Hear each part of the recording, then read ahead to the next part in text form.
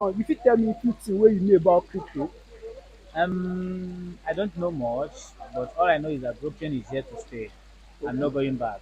Okay, wetin you fit tell us about dis blockchain?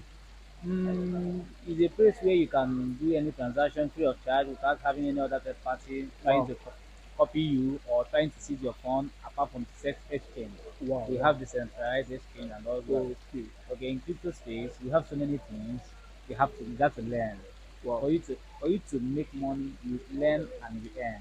wow, So for me, I'm still a new day, but I'm not a new day. wow, Reason why I put it a new day because they say if you want to learn, be a new day. wow, wow, Don't come and claim that you're a master. wow. So You nobody learn be every master, day. we dey learn Yeah. every day. Wow, another So point, you sef don learn. So far so good. For how long you don dey the crypto industry? mm, a year plus now. A year plus. So wetin be those your experience, your challenges so far? Hmm. My challenges is not much. It's about trading of the thing because when I get into the crypto space, I earn. Wow, I earn a lot of money. wow, Though I came in, I'm not for the money.